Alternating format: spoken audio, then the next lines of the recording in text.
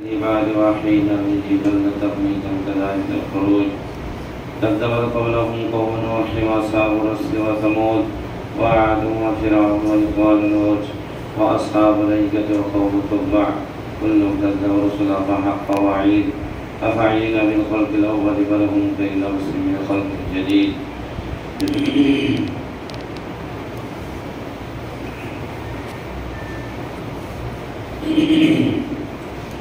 إن الحمد لله نحمده ونستعينه ونستغفره ونعوذ بالله من شرور أنفسنا ومن سيئات أعمالنا من يهده الله فلا مضل له ومن يضلله فلا هادي له وأشهد أن لا إله إلا الله وحده لا شريك له وأشهد أن محمدا عبده ورسوله. يا أيها الذين آمنوا اتقوا الله حق تقاته ولا تموتن إلا وأنتم مسلمون. يا أيها الناس اتقوا ربكم الذي خلقكم من نفس واحدة وخلق منها زوجها وبث منهم رجالا كثيرا ونساء واتقوا الله الذي تساءلون به والأرحام إن الله كان عليكم رقيبا. يا أيها الذين آمنوا اتقوا الله وقولوا قولا سديدا يصلح لكم أعمالكم ويغفر لكم ذنوبكم ويطع الله ورسوله فقد فاز فوزا عظيما. أما بعد فأعوذ بالله من الشيطان الرجيم. بسم الله الرحمن الرحيم. ولو أن أهل القرى آمنوا واتقوا لفتحنا عليهم بركات من السماوات والأرض ولكن كذبوا فأخذناهم بما كانوا يكسبون.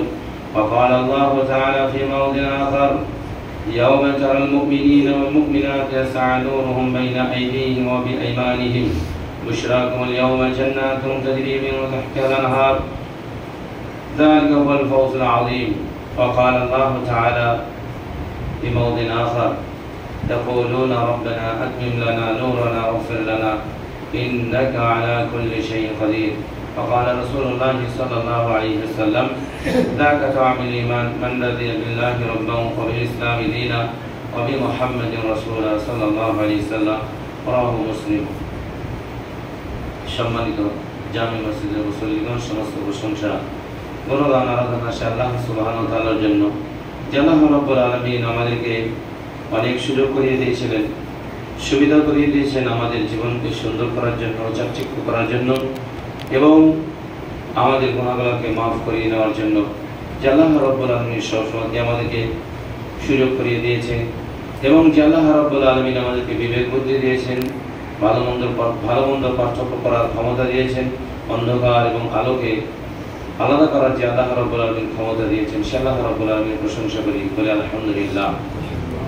তারপরে যে নবীর মাধ্যমে আমরা সঠিক দিন পেয়েছি, সঠিক রাস্তা পেয়েছি, যে নবী কাল কিয়ামতের দিবসে কাবিরা গুনাহকারীদের জন্য সুপারিশ করবেন, সেই নবীর উপরে অগণন দরুদ ও সালাম বর্ষিত হোক। আল্লাহুম্মা সাল্লি আলাইহি আল্লাহুম্মা বারিক আলাইহি। বিষয় হচ্ছে আমি কোরআন থেকে 2-3 জায়গা থেকে আয়াত পেশ করেছি আংশিকভাবে, আর সহিহ মুসলিমের একটা হাদিস। খুবই গুরুত্বপূর্ণ বিষয়ের উপর আলোচনা রাখবো এবং আশা করছি আপনাদের উপকার হবে। এভাবে আলাইহি তাওয়াক্কালতু ওয়া ইলাইহি উনীব। তবে শর্তটা হচ্ছে কোরআন হাদিসের ব্যাপারে তখনই সেই ব্যক্তির উপকার হবে যে ব্যক্তির অন্তরটা ফ্রেশ রয়েছে, খালি রয়েছে।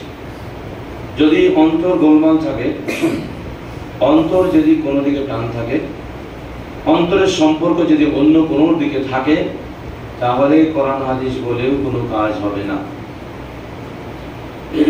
সেই জন্য আল্লাহ রাব্বুল আলামিন নবী মুহাম্মদ সাল্লাল্লাহু আলাইহি সাল্লামকে সম্বোধন করে বলেছেন ওয়াযাক্কির ফাইন্না যিকরা তানফাউল মুমিনিন। মুহাম্মদ সাল্লাল্লাহু আলাইহি সাল্লাম আপনি ওয়াজ নসিহত করেন, ওয়াজ নসিহত তাদেরই কাজে লাগবে যারা ঈমানদার। ঈমান থাকলেই তবে কি হবে, কোরআন হাদিস বলে কাজ দেবে। অন্তর পরিষ্কার সচ্ছল থাকলেই তবে আল্লাহ রাব্বুল আলামিনের দিকে আসতে পারবে।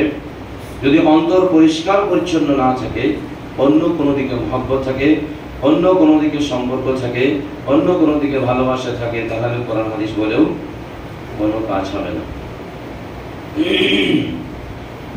যে বিষয়টা বলতে চাচ্ছি সেটা হচ্ছে একবারে মৌলিক বিষয়, যে বিষয়টা সমস্ত মানুষের জানা ফরজ।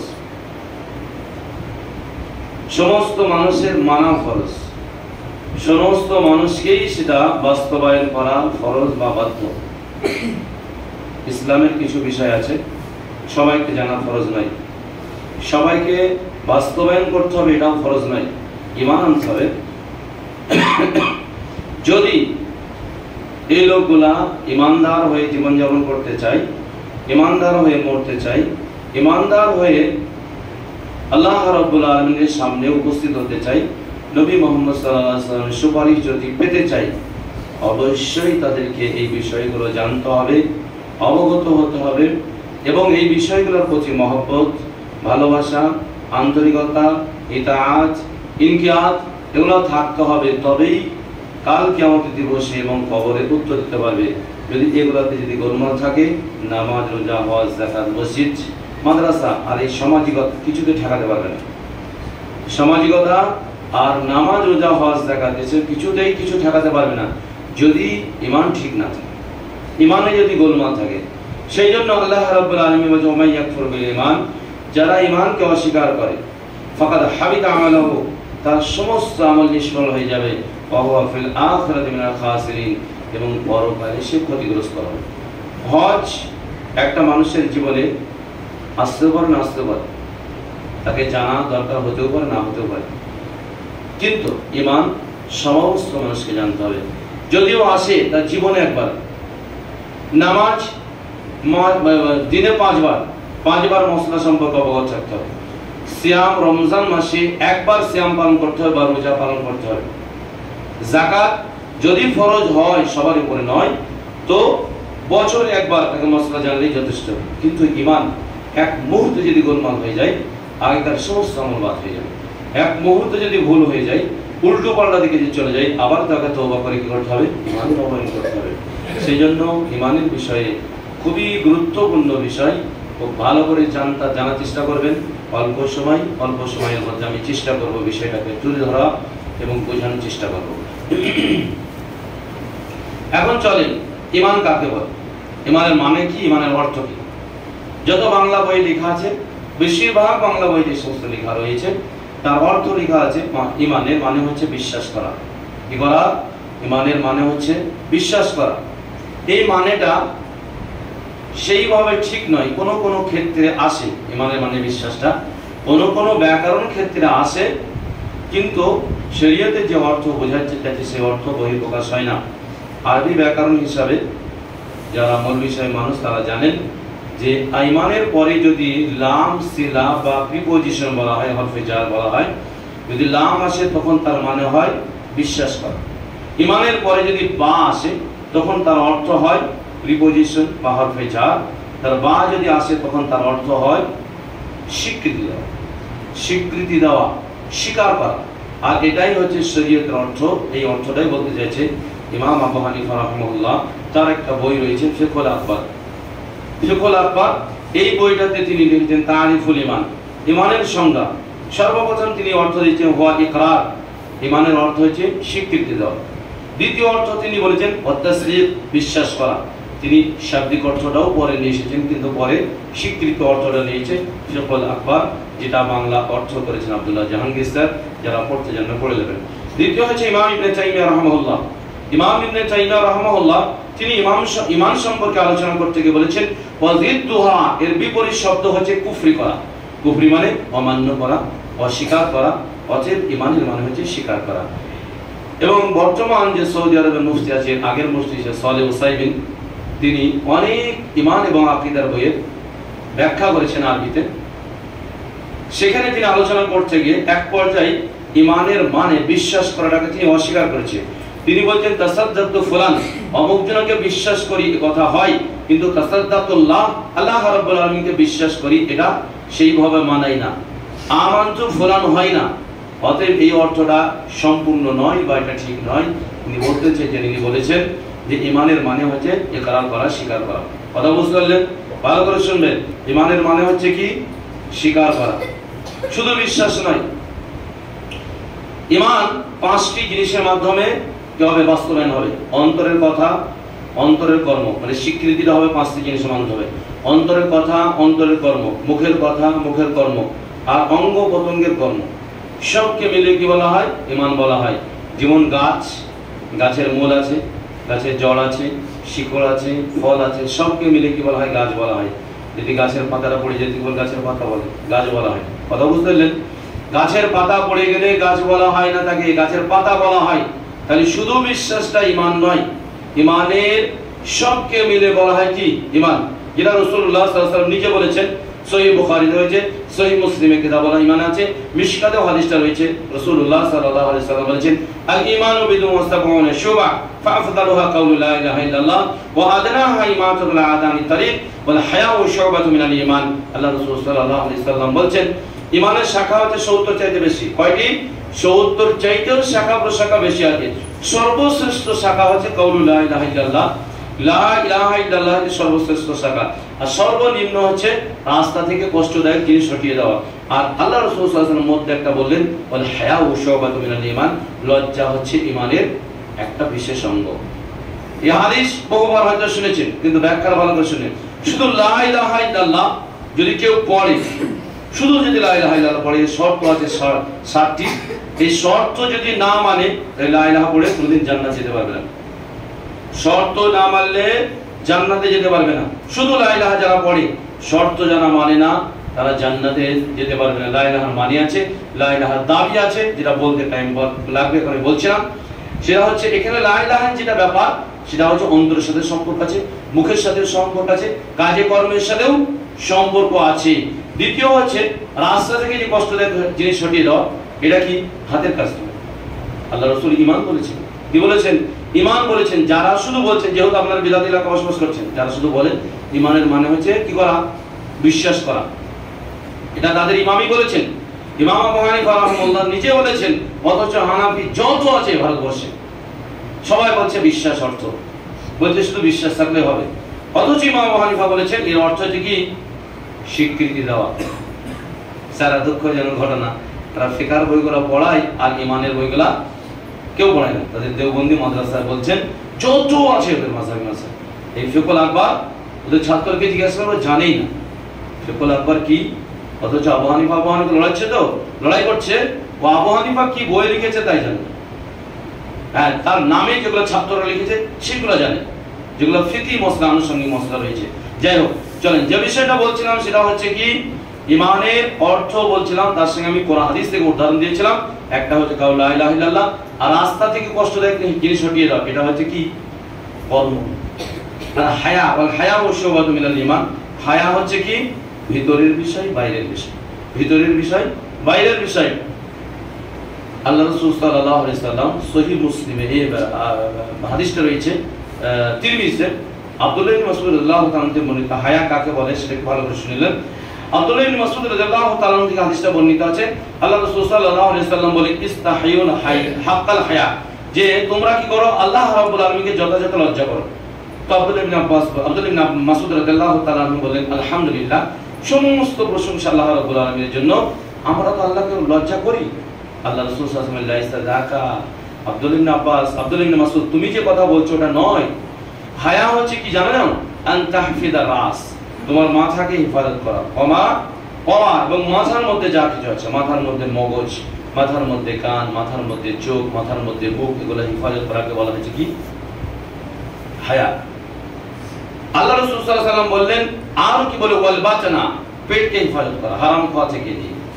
ওমা হাওয়া, এবং পেটের চতুর্দিকে যা আছে, পেটের চতুর্দিকে আছে লজ্জাস্থান আছে, 2 পা আছে, 2 হাত আছে, এগুলোকে হিফাজত করা। একেই বলছে ওয়া যাকারাল মাউত, এবং মরণকে স্মরণ করা, ওয়াল বালা, এবং এই কথাকে স্মরণ করা যে মরার পরে পচে গলে শেষ হয়ে যাবে। বডির যে স্টাইল, চুলের যে স্টাইল দেখাচ্ছে, আল্লাহ রাব্বুল আলামিনের কাছে যে নত হওয়া দরকার ছিল সেই নত যে হচ্ছে না, এটাকে স্মরণ করা উচিত। এই 3টি কথা স্মরণ করাকেই আল্লাহ রাসূল সাল্লাল্লাহু আলাইহি ওয়াসাল্লাম কি বলেছেন? ঈমান বলেছেন, এই হায়া বলেছেন। একটা কি? মাথা, মাথার ব্রেন, এবং মাথায় যা কিছু আছে, চোখ, কান, মুখ, নাক, এগুলোকে সব হিফাজত করা। আর পেটকে হিফাজত করা, পেটের চতুর্দিকে যা আছে, এবং মরণকে স্মরণ করা, আর মৃত্যুর পরে কি হবে এটাকে স্মরণ করা। একে আল্লাহ রাসূল সাল্লাল্লাহু আলাইহি ওয়াসাল্লাম হায়া বলেছেন। তাহলে এই হায়া কি? দেখেন, হায়াকে রাসূল সাল্লাল্লাহু আলাইহি ওয়াসাল্লাম কি বলেছেন? ঈমান বলেছেন।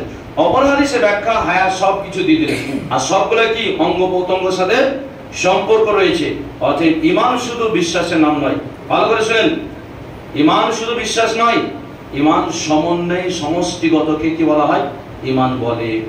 যদি ঈমান ভালো করে না বুঝে তাহলে ইবাদত করতে টেস্ট লাগবে না, ইবাদত করতে মজা লাগবে না, মনে হচ্ছে কি না কি করছি, খেলা তামাশা করছি।